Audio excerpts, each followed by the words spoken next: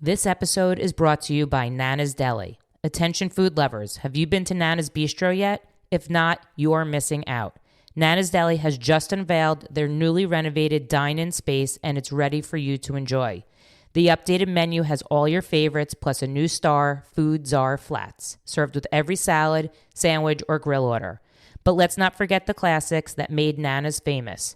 Their mouth-watering tuna, legendary sloppy joes, hearty soups, and that unbeatable pastrami sandwich.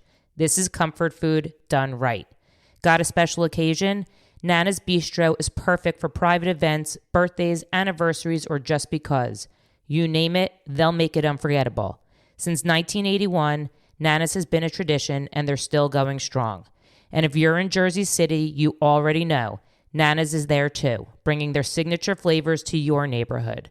So what are you waiting for? Stop by Nana's, enjoy your favorites, and don't forget those Food Czar Flats. Nana's Deli, serving tradition, flavor, and love since 1981. Mention Food Czar Podcast to receive 10% off your next order. Go to nanasdeli.com for more information. This episode is sponsored by Likeware, the team that created my Food Czar logo and merch. I've worked with them personally, and they made the whole process super easy and professional. Likeware specializes in custom spirit wear and logo wear for schools, events, fundraisers, and even podcasts. They handle everything from design and printing to online stores and fulfillment using top quality brands. They may be based in Delray Beach, Florida, but they ship nationwide and offer free shipping on orders over 50 pieces. Visit likeware.com or email info@likeware.com to get started. Likeware. Wear what you like. Mention Food Czar Podcast to receive a discount on your next order.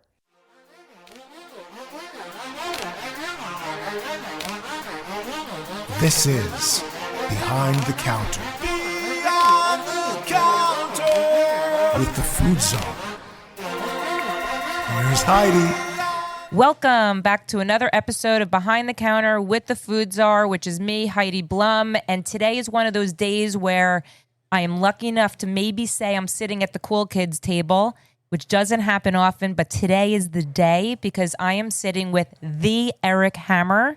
And if you don't know Eric Hammer, you're going to follow Eric Hammer, and you're also going to enjoy this podcast. I have a really good feeling about it. So welcome, Eric Hammer. Thank you so much, Heidi. This is quite the honor, and I don't know if I've ever sat at the cool table, to be quite honest with you. Oh, really? Because Yeah. I feel, I don't know, that's my impression.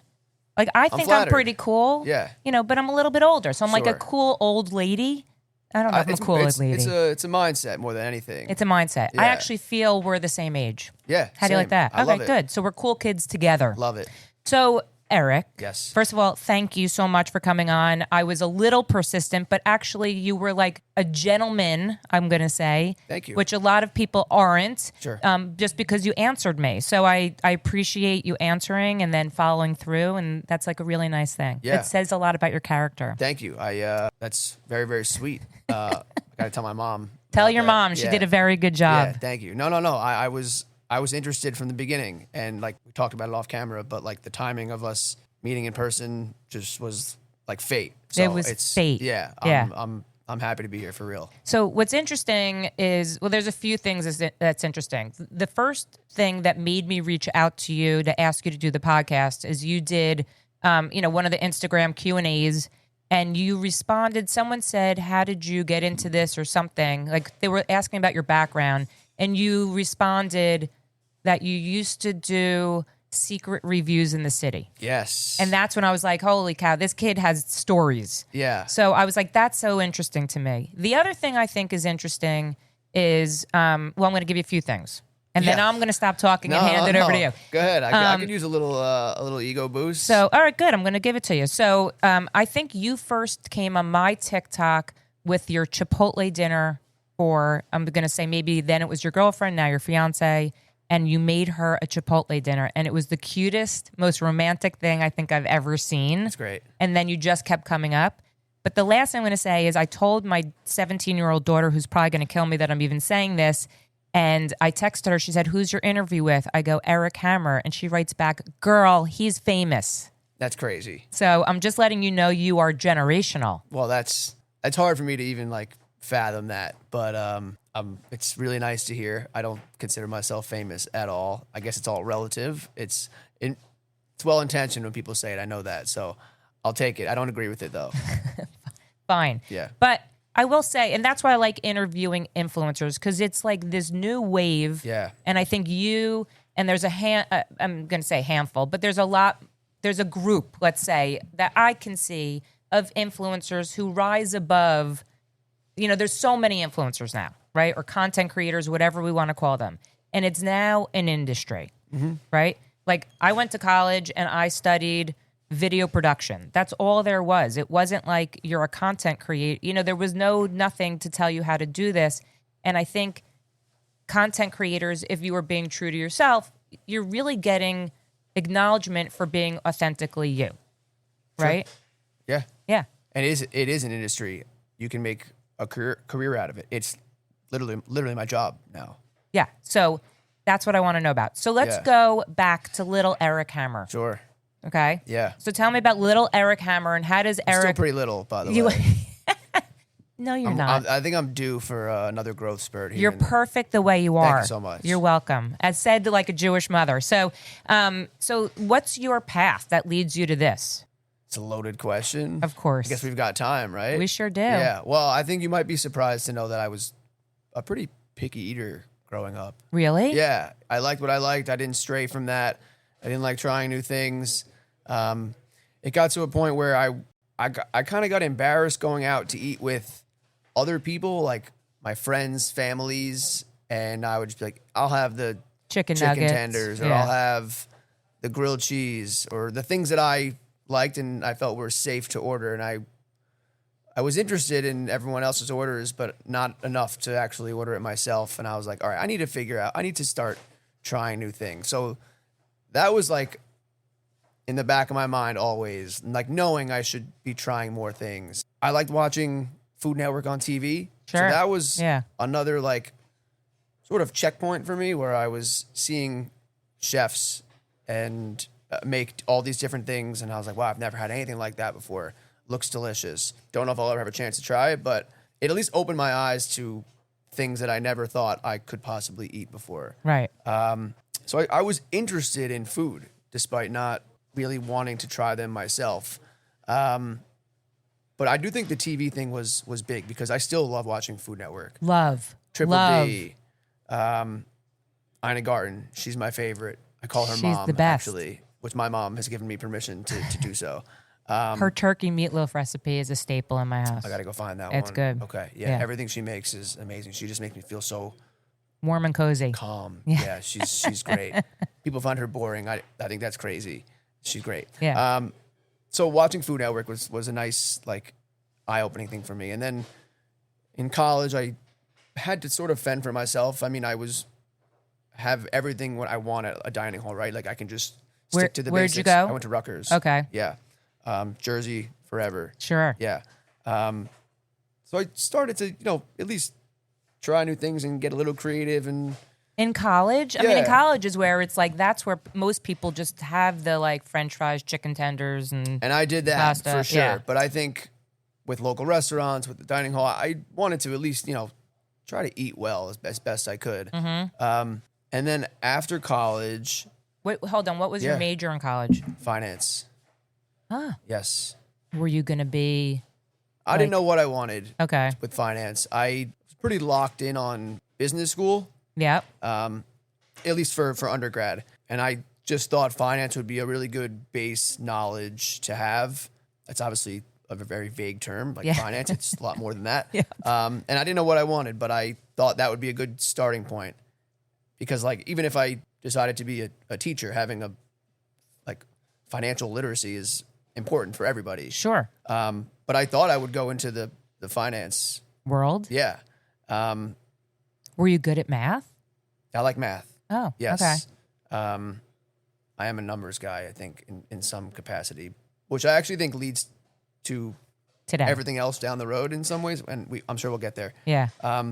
First job out of college, I was looking for like financial analyst roles and things of that nature. The job that I got was sort of finance operations, and then that led to operations and like supply chain more. Yep. But it was still like very numbers oriented. Excel, planning, inventory. I worked for Ralph Lauren on the corporate side. Look at you. Hated it. Oh. It was not like the fun creative side. No, where, of course like, all not. the Yeah. designers are having great times. I was stuck in a cubicle, just in a job that I was not interested in. I was really siloed in what I could or couldn't do. Very black and white. There was very little room for me to be creative in that role. And you seem to be a creative Yeah, and guy. I wanted to be able to put my personality into my job, and I couldn't do that at that role at that company. So I started looking for other jobs. I had a little bit of a writing background, so I was looking for writing jobs, social media, just being interested in it, and a consumer and a user. Yep. And I remember probably while I was like at work at Ralph Lauren looking for jobs, I stumbled across this Craigslist ad for secret shopper or mystery diner. I was like, okay, this is not what I want. Like, I'm looking for a full-time job. I don't have time for this. And it's Craigslist. Yeah. Yeah. Although at the time, Craigslist was somewhat of a viable. Yes, it was. There was a pocket. Probably 2015, 2016. Yeah. So a little sketchy, but an option nonetheless. So I, went back, started searching again. I was like, hold on a second. What did I just read? So I went back to the page, the mystery diner, secret shopper ad on Craigslist or whatever it was. Started reading. I was like, wow, this is awesome. Like, I'm reading about restaurants in New York and free meals and all this. Like, well, this is not a full-time job, but while I'm here, let me explore this. Long story short, that was a part-time gig for me for a very long time. It did not really pay, so I wouldn't even consider it like a gig. It was just like, it was my creative outlet. Yep. While I was working a job that I hated. So what was it that you would do? I would go to bars and restaurants in Manhattan after work with a friend and incognito, essentially. Like, no, we would just be dining like anybody else would be. And I would have a report that I had to do after. And so we would have to order appetizers, entrees, drinks, desserts. And the report wanted me to evaluate everything, not just the food. It was like service, cleanliness, timing. It would say, what time did you order your apps? How long did it take for the apps to hit the table? Oh my God. Because if it's more than 15 minutes, they want to know that. If it's 11 minutes, they want to know that. Did they pay for your meal? Yep. It was reimbursed. There was a little bit of money to make on the top of that. Sure. $50, $75. Yeah, but back then when you're young and Yeah. And the way I looked at it, I didn't see this as anything more than me being able to go out to eat at cool places in New York that I can't afford to eat at. Sure. For free. Yeah. With friends. And at this point, were you now eating? You'd have to be eating other food than like your basic. Yeah, exactly. So, Tao was a spot that I frequented. Wow.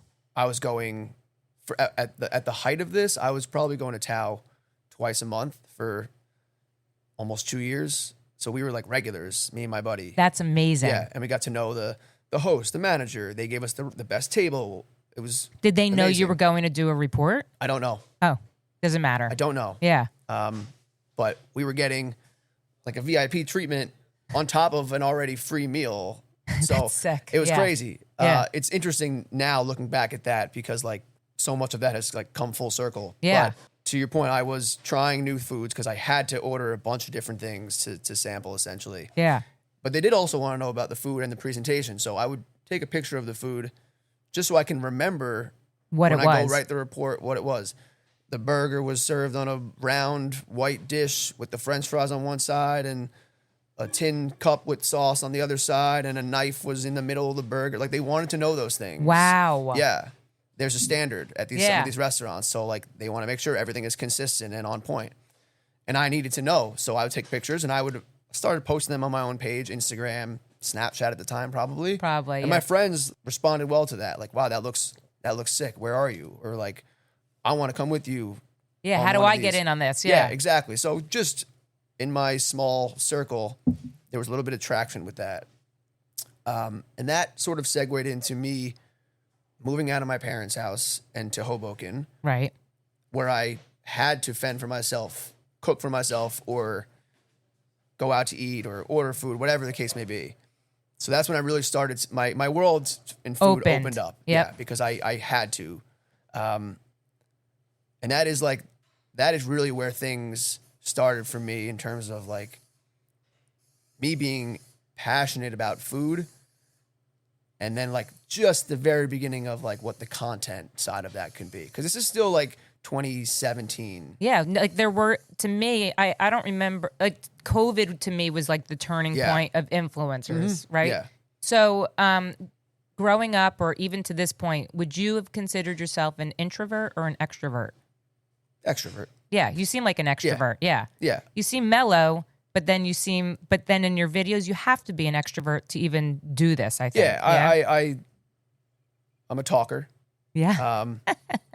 I do cherish my alone time and my downtime more specifically.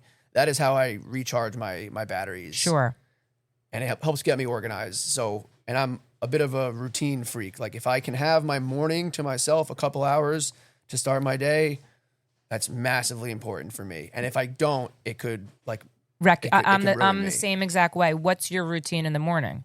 I wake up ideally 6:45, out of bed by 7. That's early. Go to the gym for 45 minutes, meditate for 5 minutes, walk the dog, make a protein smoothie, read, and we're looking at 9 a.m. at this point. That's amazing. So if I was starting my job, it leads right into my workday. So at 9 a.m. That's ideally. And so 9 a.m., are you just doing like emails and answering DMs? And I'm sure your phone is blown up Now? every day. Yeah. I try not to even log on, or that's a weird term to use. It sounds like I'm 100 years old. I try not to even do any of that until some of that routine is done. Yeah, good. Like I am pretty good of not laying in my bed scrolling on Instagram and TikTok, especially in the morning. Never in the morning. That's impressive. Sometimes at night it happens. Yeah. As much as I try not to. Because I know if I start that, I'm just going to lay there for an hour. And sometimes I can, and it's fine. Yeah, of course. But if I want to get up and do things, I need to get out of bed and go. So I want to get into your whole process. Yeah. So, so 2017-ish, your friends are now sort of buying into everything that you're posting, wherever it is. You're living on your own. You're now going to restaurants. Do you make the decision? And I'm going to go to your first TikTok video that I think is your first TikTok video. It was Snap, Crackle, and Pop is the way you say cereal. it. Yes, it was Yeah, cereal. It was a Rice Krispies, cookies and Yeah, cream. cereal reviews were something that I did a lot of before I started posting on TikTok. I think on Instagram I was posting like cereal reviews. I was buying all the weird cereals I could find, and people like that. I had experimented with some content here and there before, like Facebook Live, doing like snack reviews. There was a company called NatureBox. I don't think they're around anymore, but that was the first time I like made videos and posted them online for people to see. And that was live, which I don't do anymore. So live is scary a little bit. Yeah. So the cereal stuff, like I had dabbled in that world a little bit. But during COVID, I downloaded TikTok like most people did. I think some people had already were ahead of the curve. Yep. And they're probably reaping the like benefits. my kids? Yeah. Sure. But yeah, I had no idea what I was doing. No idea. Really? So like No when idea. I look at that cereal review. Yeah. Right. Which is still up, by the way. That's what I'm saying. Yeah. I did my research. Yeah. I was like, what's his first video? Sure. It's probably horrible. And I think I think it says 2020. Mm-hmm. I don't know if that's when you did it, but that's probably when you posted it. Probably fall of 2020. You were like, so the turn in events for Eric Hammer is I'm going to now do a cereal review on TikTok. Let's see how this goes. Let's see if this is a thing or not. Even then, you're like just having fun. No, there was no motive. Yeah. It was just like everybody is spending their time here. I've been hearing so much about it. I don't know anything. I can either just continue that way and not participate or jump in and try to figure it out. Yeah. Maybe it'll be fun. Where were you working when all this was going on? Still at Ralph Lauren? No. I eventually left Ralph Lauren to run social media accounts for this guy who had a couple like side projects. It was an interesting gig with a very interesting, very, very wealthy guy in New York. It's another conversation for another day. Another episode. Yeah. Yeah. But eventually found my way to this agency, an agency job, a marketing agency, Okay. as a content strategist. Oh, wow. Yeah. Which at the time, like this, to me, these weren't even jobs Sure. then. It's just everyone was sort of trying to figure out the social media game. This was like, I think the ad industry had evolved over, before that. And this was the next phase of it where like you need people to create content and everything that comes with that. Yeah. So I was still pretty green at the time. I was, an associate level employee. I think it was a temp to hire situation. So I was like, all right, somehow for some reason they like me. Now I need to prove it to them that they made the right choice and make this a full-time job. Right. And that happened. And did you like the whole, I mean, obviously you did, the whole social media thing. You're probably now learning. Yeah, it was great. And this was before I started making my own content. But that's how you probably learned a lot of it, yeah? For sure. Yeah. I did that until very recently. I was at the same company for 5.5 years. Wow. Yeah. So COVID happens, you start your cereal reviews, and then what happens? I start experimenting on TikTok just like anybody else. Had not touched Instagram. I had my account, but just posting pictures like anybody else would. Right. Did not post any content, like food content, their Right. videos. I don't even know if they had integrated video content into Instagram at that time because they were a little bit behind, yeah. Yeah. Nothing really worked on TikTok. I tried some cooking stuff. I tried some snack review stuff. I tried like lists and green screens and were you like, current like event no stuff one was with all watching, food. or you're Yeah, like, no you traction? maybe get a couple hundred views. Yeah. And if that would be a good thing. If I got 1,000, I was pumped. Yeah. Because that was to me like, whoa, this is. I'm all right, going cool. viral. Yeah. Something. Pretty yeah, much. Yeah. Pretty much. But for a very long time, nothing worked. Really? Yeah.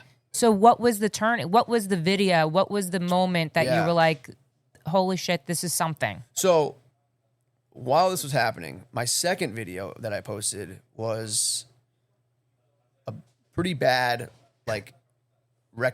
account of me going to a spot in Hoboken and getting food. Like a very bad version of the videos that I do now, more or less. What was bad about it? Oh, everything. There was nothing. There's no redeeming qualities to it, I would say. But it caught the attention of the guy who owns the business. It's O-Bagel in Hoboken. Yes. Yes. I have got a lot of love for O-Bagel. They're amazing. Yeah. I mean, I follow them on TikTok and Instagram. They're coming to Montclair. Yes, they are. Yeah, O-Bagel, they're a the beast. food czar is coming for you. But That's right. They're a beast, and they're a marketing machine. So I made this video, and the owner, Steven, was like, hey, man, love your video, it's probably, he probably needed to raise his standards because there was nothing to love about the video, I don't think. But anyway, he said, hey, we need someone to run our TikTok. Like we've been trying, like nothing's working for us. Right. Like, can you run it for us? And I was like, sure. But I've only posted 2 videos. And they're not doing well. Yeah. He's like, that's okay. We'll learn it together. That's Like, amazing. Okay, great. So I continued to do my own thing and throwing things at the wall, but I was also working part-time doing O-Bagel's TikTok. That's amazing. Yeah. And we had some success there. We had one video go viral, and it was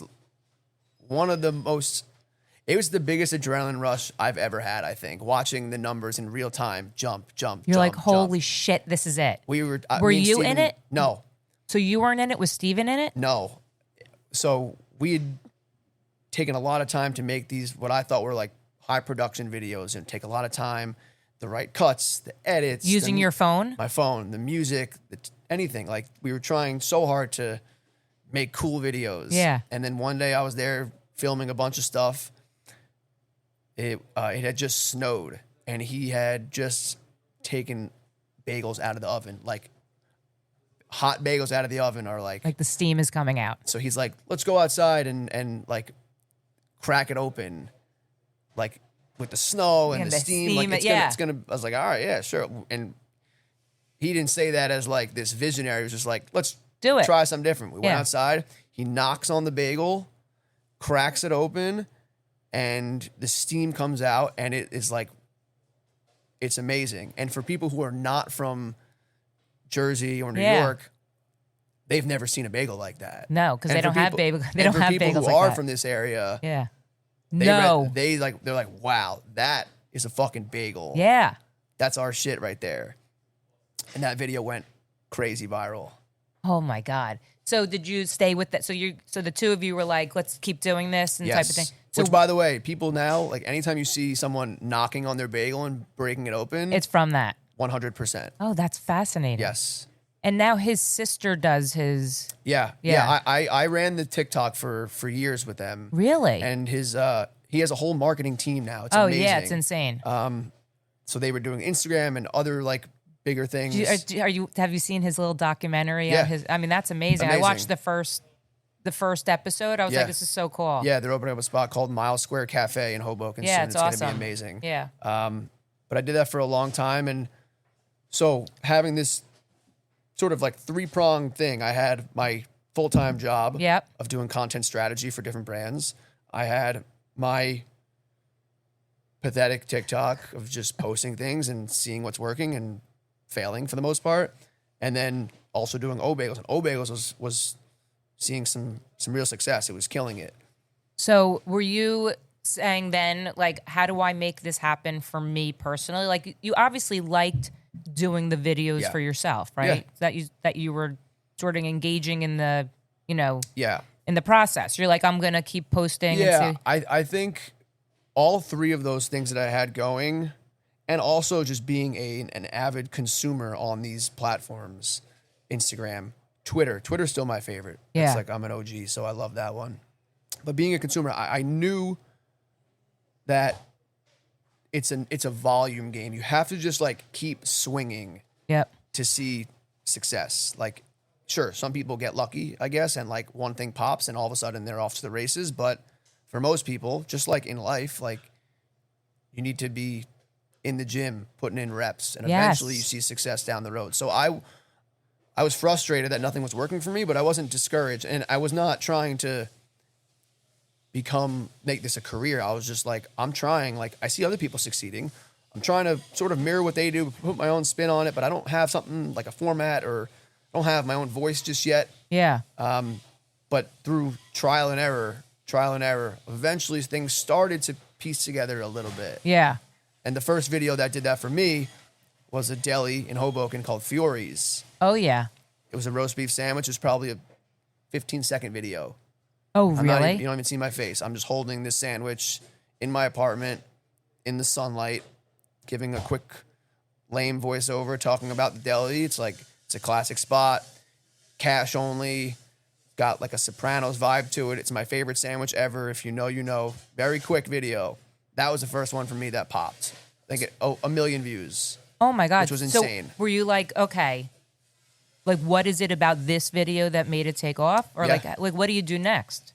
Great question. Because I tried continuing to do everything else. Yeah. Nothing worked except for deli sandwiches.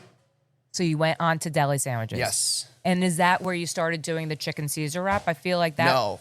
Oh, No. So before then it was all about. Nothing was working except for the deli sandwiches. So I was going to Hoboken delis. I was going to all different. I was getting recommendations. You got to go try this one in Secaucus, this one in Bayonne, this one in Montclair. So and you're like, I'm all in. I'll go anywhere. So every weekend I was going to a different deli, getting 1 or 2 sandwiches. Still having your job, still doing O-Bagels TikTok. Yeah. Wow. And it's at this point, my thing is still like the least successful thing. It's the lowest priority because like I have a job. Yep. I have a part-time job. Yep. And I have my thing that I'm trying to, see where it goes. I'm trying to nourish this flame a little bit, but there's really nothing there. Yeah. But the deli sandwiches keeps working for me. But it was exhausting. And also, I try to be low carb. So Jersey deli sandwiches are not exactly low carb. Yeah. And like eating chicken cutlets and fresh mutts every weekend takes a toll. It felt awful. Yeah. So I was trying to break out, but again, nothing was working. I was going home with these sandwiches, recording some like B-roll footage, and then writing a little script for myself, putting a voiceover over the top. So not even your face, just Correct. showing the. Oh wow. Yeah, maybe okay. a few shots of me taking a couple bites of it, but I'm not talking to camera. Wow. Yeah. Eventually, I was like, all right, I don't want to keep doing this format. What if I just like sit in front of the camera and eat the deli sandwich? And talk about it. And talk. Yeah. And that way there's less editing to do after, I was going to say, right? it's very time consuming what you were doing. Yeah, very much.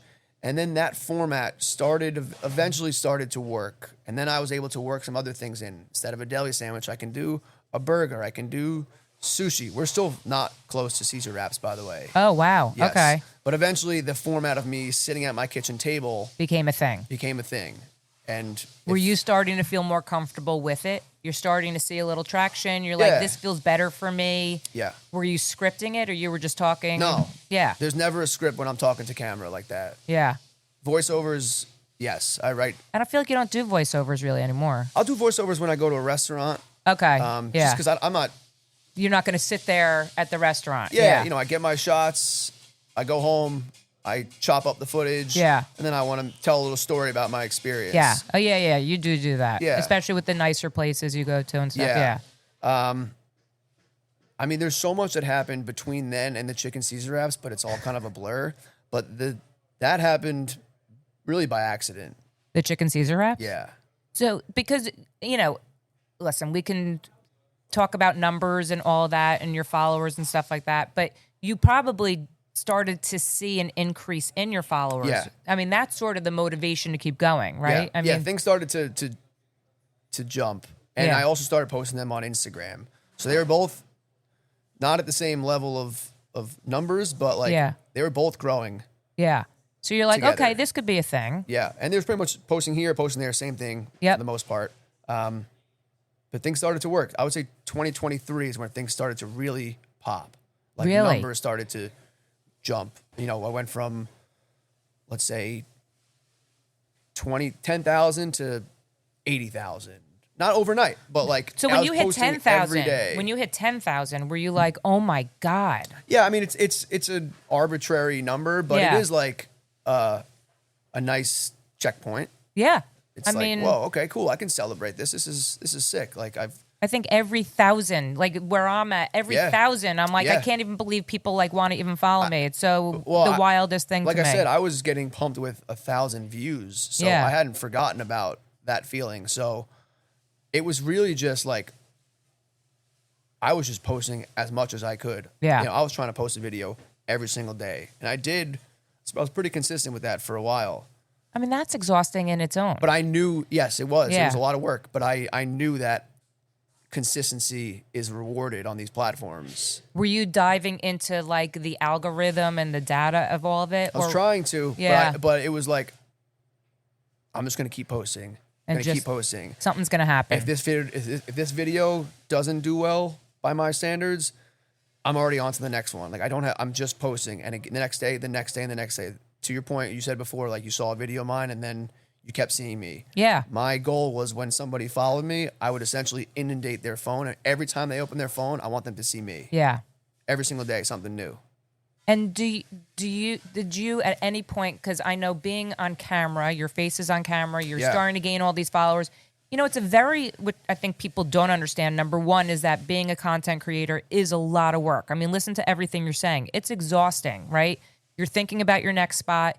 You're thinking about the video you're doing voiceovers, you're editing it, you're hoping that it does well. It's not just going to a restaurant and getting a sandwich. There's a lot of work behind it. Yeah, you got to be in it. You got to be in it. And did you feel, or do you ever feel vulnerable? Like I feel like, to me, I say I'm putting myself out there every day. Mm-hmm. And I'm a very secure person, I think, in that regard. And I'm being exactly who I am.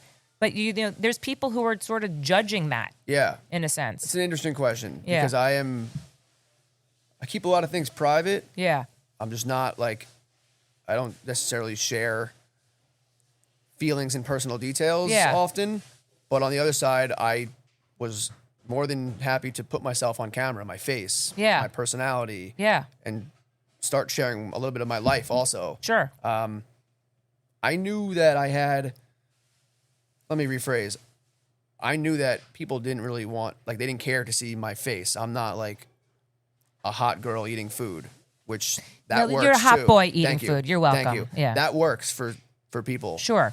But I was like, okay, I have a personality to bring to the table. Yes, I can you crack do. some jokes, and we can make it seem like a conversation. Yeah. When I'm at the table eating with Marissa or whoever. Yep. So let me try that. Like I'm okay putting myself out there in that sense. Yeah. But I don't take myself too seriously. So Yeah. I'm okay being vulnerable in that sense, because whatever people say back to me, it's like, okay, fine. I'm not for you. No, and Yeah. it rolls right off, or like I'll go back at them. Yeah. You know, I make it Sometimes make you it have playful, to, kill 'em yeah. with kindness type thing. So I'm still working on like making myself more vulnerable and open with my content. Well, you just have to strike the balance. You know, Yeah. not you're inviting everyone in to what your passion is. Yeah. Right. I mean, this is your passion. The way you speak. You're bringing your fiance in, who's adorable. Her side chatter is amazing. Yeah, Marissa is the real queen of the content, even though She really is. seldom on screen. I think I told her when I met her that she was the real star. I tell her all the time. Yeah, she really is. Yeah. She's awesome. People request her all the time. More Marissa, less of you. So that's I think I actually totally asked fair. her to come on here with you. Yeah. And then, when you have your dog, who's the cutest thing in the entire world. So I think you do share. Yeah. But you don't have to share everything. No one knows everything about No, me. and for right now, like food is still the focus. I'm not diving too far into like lifestyle, Yeah. quote unquote, where like it can be a little bit more than that. I'm trying to, because Yeah. that opens more doors, and that is just a natural evolution. Like I'm trying to Yeah. grow this community even more and on a deeper level. So I'm going to be sharing more things about my life. Like we're planning a wedding. I'm trying to keep people in the loop of that situation. And that's what it is right now. It's just a situation. By the way, the way you're saying that is so uncomfortable. You're like, Yeah. that situation. Yeah, it's also another conversation for another day. But I'm trying to keep people in the loop of what's happening in my life. For some reason, they're interested. Well, okay. They're not Well, just interested in what I'm having for lunch at this point, which is No, crazy. but I think people, when they watch you enough, you sort of want to know about them. I mean, that's how I feel with you. I was like, Yeah. I want to know about this guy. Yeah. I love the way your inflections on words. I love your play on words. I love how you the video you just dropped, I think it was yesterday, you're like Ronald. I mean, I would never think to even call Ronald McDonald Ronald.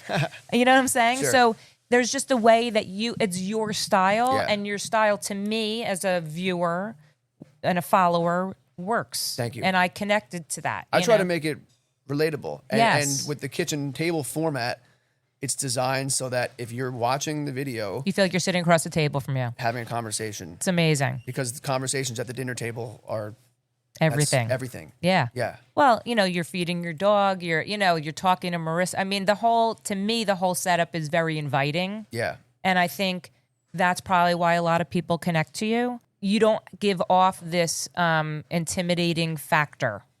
No, there's not much to be I'm not intimidating in any way, but I understand what you're saying. No, but you know what I'm saying? Like, I'm telling you, when I met you, I was like, oh my God, he's like a celebrity. I was like a lunatic, but sitting here with you, you're like my friend, Yeah. right? And like, people see me and they're like, oh my God, I recognize, I'm nobody. You know what I mean? That's not true. Well, thank you.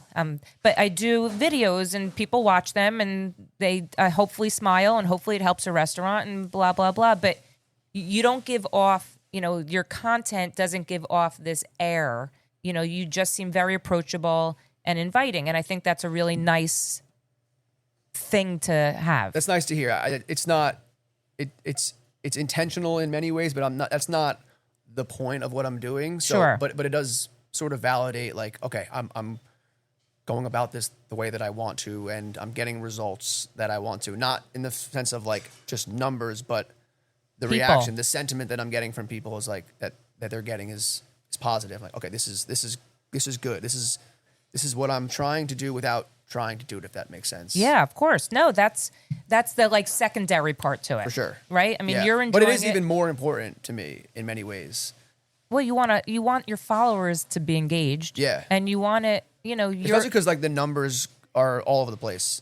These algorithms are changing every single day. it's crazy. It's a dice roll every crazy. single time. So I'm like, all right, I know that not every video is going to go viral to the moon, and I'm okay with that. But if I can make some people laugh, great. If they're going to share the video with their friends, great. If they disagree with what I'm eating and how I'm eating it, fine. That's all good. So that's a good thing. It's a good question. So the algorithm, do you ever, I mean, there's obviously videos that work more than other videos. Do you see, like, I know for me, the algorithm, like, I reached out to Tipsy Critic, right? And I'm like, you know, we DM and stuff. And I'm like, I have a video that's not doing well. And I'm like freaking out. And he's like, it's the role of the algorithm. Just let it roll. Like, and I was like, you know what? That's like such a good way to think about it. You just don't know on any given day. And some things are going to do well. Some things aren't. Do you feel that way where you're at right now? Yeah. So much of it is out of my control that it's like you drop it and your heart races. It's like adrenaline. I've said this for years. Like the ones that you think are going to really do big numbers, they're the ones that disappoint you. It's and amazing. then the silliest videos that you put the least amount of thought into, those are the ones that pop, and it makes you frustrated because it's like, well, shit, I put so much into this one, and of course this stupid one is the one that people are watching and seeing, but it's also, I think, a little bit encouraging that, like, if you keep shooting, you're gonna hit. You're gonna hit some hits here and there. Yeah, it's just a matter of putting yourself out there and being consistent with it. So, but I have found, I think I have an idea of like what works in my content now. I have pretty similar formats for the most part. I try to hook people in the beginning with something that looks good and like a one-liner that might grab someone's attention and make them watch for not just 2 seconds, but now they want to hear the second line. Sure. And then maybe the third line. And now all of a sudden they've watched the full 1.5-minute video. Yeah. So I try to lean into what I know is working, but I'm also trying to experiment with new things as well. So, okay. So you, I'm just going to go back for a second. Yeah, we're a little bit all over the place. scattered, It's but fine. okay. No, because it's always questions come up within the questions. So, you do the deli sandwiches, you're doing that hustle, and now you segue into chicken Caesar salad wraps. Yes. You're on the hunt for the best one. That takes off, right? By accident. So what was I did not plan for that to be like a content series or. Do you love chicken Caesar wraps? I do. Yeah, okay. But I can live without them. People are going to be disappointed in that. Yeah, I am furious. I watched every review. Because you don't actually review. You just sort of just give your thoughts. I'm not a critic. Yeah. I don't have any like real kitchen background other than working at Chipotle for a summer. In the kitchen, by the way, not just rolling burritos. So that guac is good. That was my claim to fame. That's a and good it still one. Is actually. It's the best thing that I make to this day. Amazing. Yeah, I took their recipe and I've made some slight improvements to it. Is it a secret recipe? No. Oh, okay. It's out there. It's pretty simple. I just go a little heavy on the lime juice and salt, and there you have it. That's the secret sauce. Eric right there. Hammer's secret sauce. Yeah. So no tomatoes. Also. Oh, I'm not a tomato fan. They don't do that there, but like I would never have it in my guac. It gets mushy in there. Yeah, yep, I'm with you. So, so the chicken Caesar salad wrap becomes, what is it? You tried one? Yeah, and then I tried one. Someone said, "Hey, go try this one." I tried it. Someone said, "Go try that one." I tried it, and now all of a sudden I've got a little list. I think it just started in Hoboken. I had the Hoboken chicken Caesar wrap rankings probably. Yeah. But naturally, people are suggesting some other ones outside of Hoboken and in Manhattan and in Jersey, and a ton of people said, "You have to try this place, Vinny's in Boca." Oh Raton. yeah, Vinny. Yeah. You have to try Vinny's in Boca. You have to try Vinny's in Boca. So, okay, I can't just go to Boca. Go try Vinny's in Boca. I can't. So I just kept doing more in Jersey, and it people loved it. Yeah. But still, hey, this search is not gonna end until you go to Vinny's in Boca. Oh my God. And again, I can't just go to Vinny's in Boca. And then one day I was thinking to myself, why don't I just go to Vinny's in Boca? So I did. Flew down, went to Vinny's, tried the chicken Caesar wrap, loved it, flew home. One day. And I was on the ground video for do? 8 hours. The video went crazy, Yeah. actually. So you're like, worth it to go to Boca. Well, and it also was the best wrap I've had. That's what everybody says. It's hard. I wanted to love it, right? Because I had flown down there for it, but I really did love it. I would like to know how I would react to it if I just had that at like some random place close to home. Totally. Which I would hope I would feel the same way about it, Yeah. right? Like it shouldn't matter that I flew down there for it. Yeah. But you can't, it's hard to really remove all of those factors. No. But I I'll mean, give it thank another God. shot Yeah. at some point. I'm sure I'll get back down there. I mean, it's Boca. You're going to go back to Boca. Yeah. But after I did that, I took my foot off the gas with the Caesar wrap a little bit. Well, because then it gets a lot. You need to keep doing other things too, right? Yeah. And it was also timing. It was like around Thanksgiving. I was like, all right, like it's a good reset for me to see if I want to keep doing this or other things. And I had already started thinking about, okay, like this chicken Caesar wrap thing really worked. This was the first like series that I had Right. that was successful. The kitchen table format that worked. That's not a series. The deli sandwiches thing was so long ago that it wasn't like an organized, Series. thought out series, but it worked. But I was thinking like, all right, this worked. I can do another. Let me try to come up with another series that like I actually am really all in on. So what was next? The stadium food tour. And that's where we're at. That's where we're at today. That's where we're at. Well, I want to I'm get still to doing the chicken Caesar stuff. So too. you leave your. So when did you decide to leave your job? My last day was February 28th. So March 1st was my first day Of this year? Yes. This is brand new. Wow. Yes. Well, I hope this podcast really goes viral Yeah. for you. Yeah. I mean, that's you a big. can That's write, a you can big. write me a check after this. Fine. Yeah. Oh, I forgot to mention where we are. That we're at Buc-ee's Yeah. in Chatham. That's by the right. way, I needed to make that plug, but Yeah. I'll put it in my Yeah, notes. We can edit it at the end. Yeah, also exactly. Put it back in the beginning. Yeah, something like Yeah. that. So that's a big move. You decide. Yeah, When did you leave O Bagel? I was doing O-Bagel TikTok for a very long time, up until pretty recently. I Okay. wasn't doing it as much as I had in the past, and that's part of the reason why we're not doing it together anymore. Not Yeah. for any bad reasons, Sure. just like I had other things to do. I had my full-time job, my life, my content was successful. and they're at this growing point. too. I mean, For sure. Yeah. And like I said, they have their whole marketing team at this point. So Yeah. Steven wants to invest in that team, give them more things to do. It just didn't make sense for us to do it together anymore. Sure.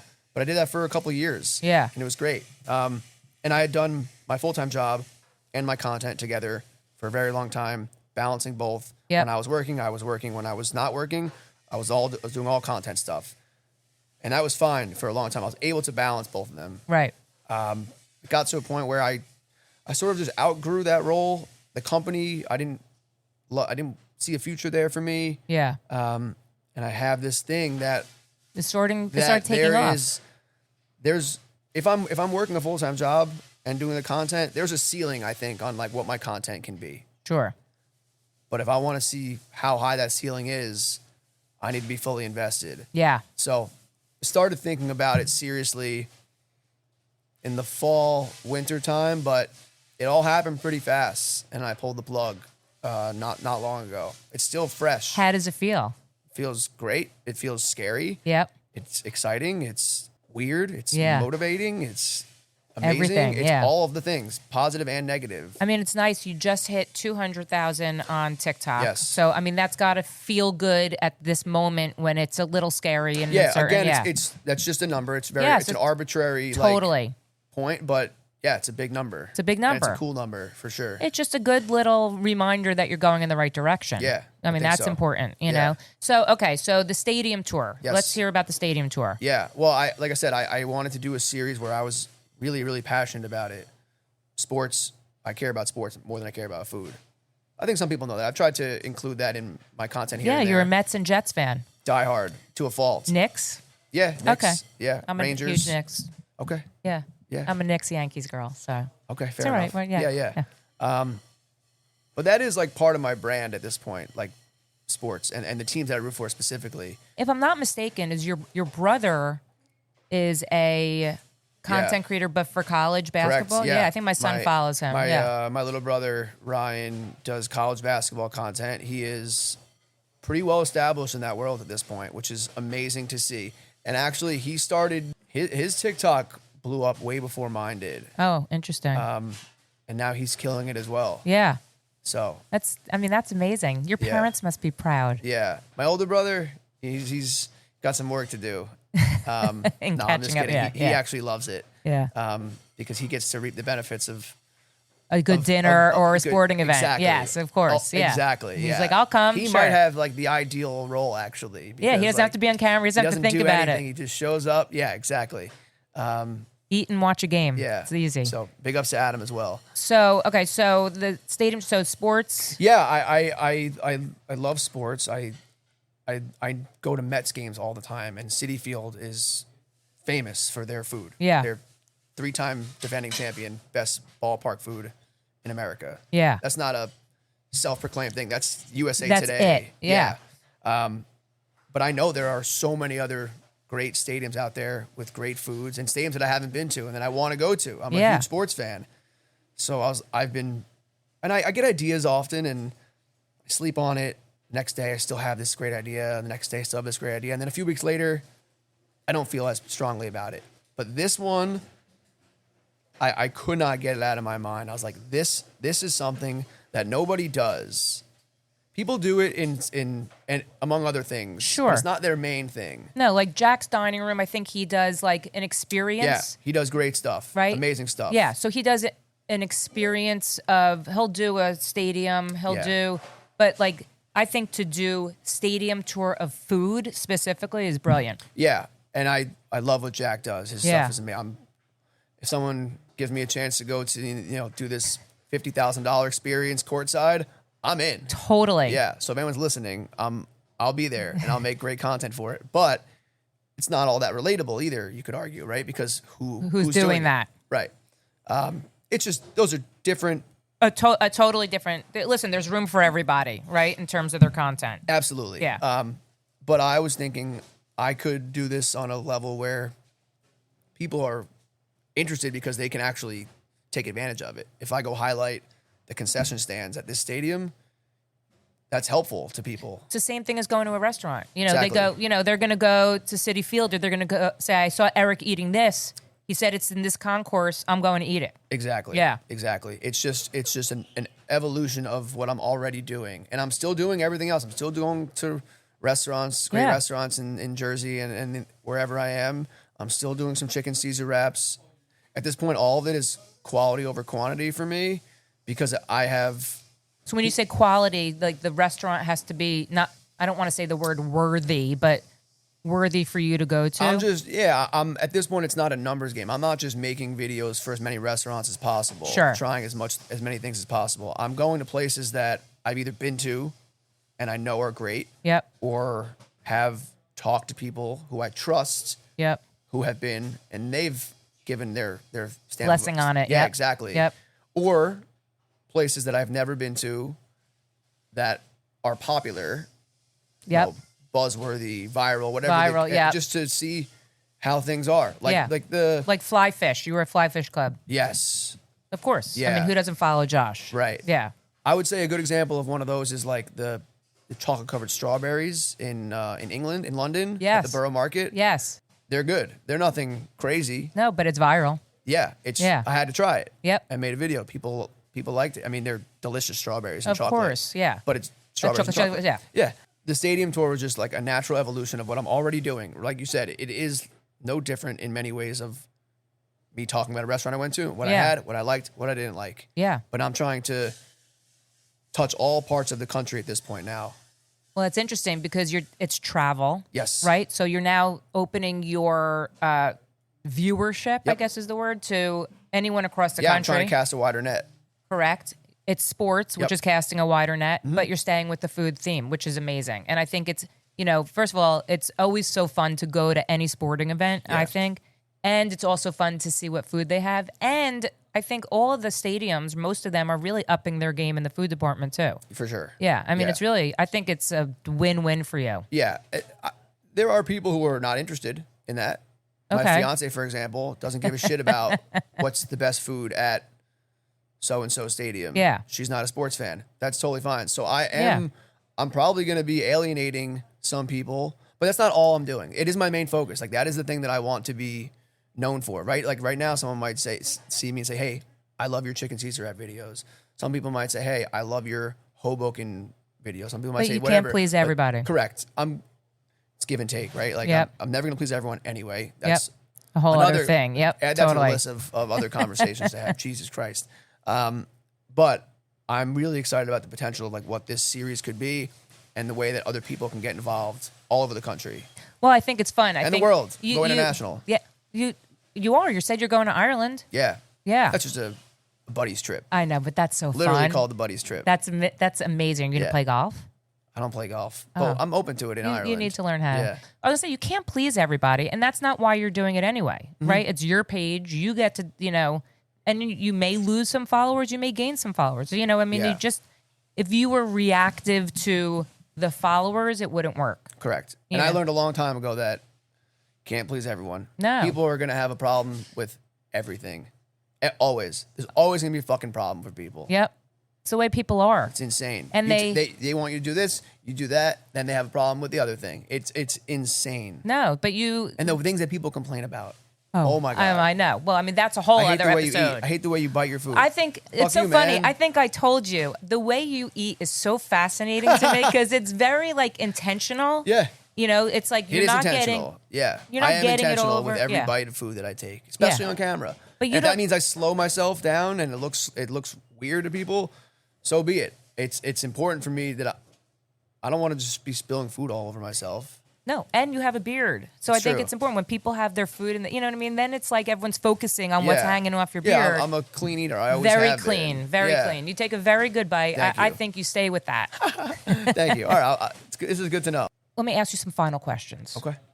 So best part about being a content creator, is it the PR packages you get? Is it meeting a celebrity? Like I saw that you were with Guy Fieri. Yeah. Is it stuff like that? No.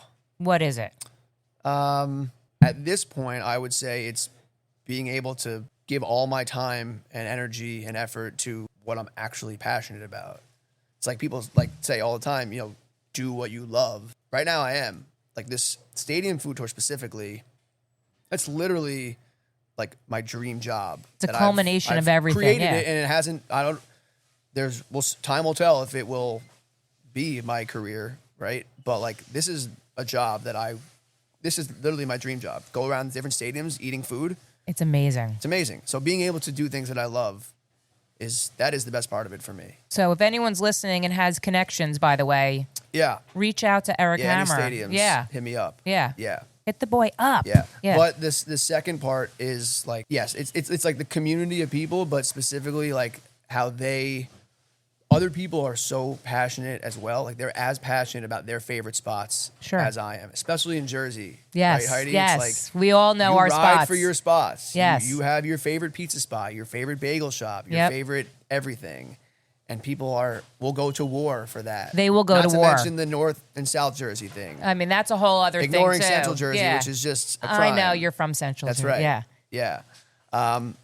So I love being able to hear other people's opinions on things. Have the 'cause conversation. They will let me hear it, positive and negative. Yeah, those conversations are great. Yeah. And people are pretty nice in person. Of like, even if they disagree, like, hey, like I didn't like this spot. I got a great spot for you that I love. Yeah. Check it out. Okay, cool. Yeah, Love everybody loves to share their places. Yeah. I mean, that's what it's about, right? Yeah. We all love food. Everybody connects over and I'm food. no more qualified than anybody else. I go out to eat a lot. That's all it is. Yeah. I know. That's actually a really it's good so point. Subjective. Like Yes, I could it like is. something and you might not like it. It doesn't mean that the place is good or bad or I'm right or wrong. It's just different palates, different experiences, different tastes, different preferences. I agree. That's why I would never critique. I always say I spotlight because everyone's Sure. like, "What kind of review?" I go, "I'm spotlighting. Sure. I'm not. Who am I? I'm Yeah. nobody. I don't Personal even eat a preference. lot of the food. You Sure. know, it's just the way it is." But okay, so stadium tour for Eric Hammer. Yep. What is the ultimate goal, if there is one? I mean, I guess the ultimate goal would be to have like a show for it. And I don't even like need to be, it's not like I'm dying to be on television, but I think like a full form, like a doesn't have YouTube. It doesn't have to be TV, right? Because Yeah. TV, like at this point, TV is probably on its way out. I mean, Totally. it is literally, but like this stadium thing being my job, like Yeah. going to different stadiums and capturing those experiences. Could be a in the Netflix stadium, show. outside the stadium, absolutely. Yeah. Me being that person for it, that's the end goal. I think you can do it. Yeah. I have full gonna confidence work. in you. It's Of gonna course work. it's going to work. Yeah. Well, it's going to I know work. it's going to work. I know it is too. You're a nice guy. Thank you. That doesn't mean it's going to work, but keep going. No, but you are. You're a nice guy. You are very focused. I mean, Sure. you can tell, just I in quit my job everything you for said. it. You quit your job for it. Yeah. And I think, to me, I mean, I met you once in person. The vibe you give off, sitting here with you today, you seem like a good person. Try. And good things happen to good people. I've been around the block. I'm older than you. So I'm telling you, good Not things much. happen a little bit. Good things happen to good people. Yeah. So I think you have to stay the course. Yeah, That's thank you. that would be my advice to you. If you're looking for my advice. I welcome it. If you were my son, I would say stay the course. Okay. I believe in you. Yeah, I mean, I'm just getting started. This is literally the very nascent stages of this journey. How exciting is that? It's crazy. It feels like a fresh start when I quit my job. It was like, okay, I think for some people it's like, wow, that's amazing. You made it. It's like, this is just the beginning. It's just, first of all, this is a Now I go to this work. is a chapter. This is a new chapter for now you. it's time to actually work. Yeah.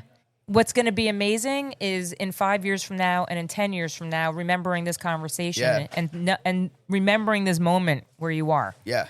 You know? Yeah. Never forget where you came from. I try not to. I could tell. Eric Hammer, thank you so much for sitting with me today. Honestly, been an you're honor, a for real. No, it's an honor for me. You're amazing, and I'm you. excited for you. I'm going to say now that I'm your number one fan. How do you like that? I love it. And I'm here to support you. And we're friends. And we're friends. Yeah. That's right. Eric and Heidi taking over the world together. I love it. I can't wait to see what's next. Thanks for having me, Heidi. Thank you. If you are hearing this message, I want to thank you so much for tuning in. I'm truly grateful for you and this opportunity. The purpose of the Behind the Counter podcast is to bring food, people, and community together. I hope you'll return for more episodes and explore with me. I want to personally thank Fran Linnell of Design 68 for my amazing Behind the Counter podcast logo, and Travis Lohenberg for my awesome Behind the Counter music, and all the guests that take their time to sit and talk with me. I hope you enjoyed this episode, and if you did, please leave a review on Spotify, Apple Podcasts, or wherever you hear your podcasts. If you'd like to support the Behind the Counter podcast, please subscribe, share with your friends and family, and you can follow me on Instagram at Heidi Blum. If you have any feedback or stories that you want to share, you can email me at foodsarbtc@gmail.com.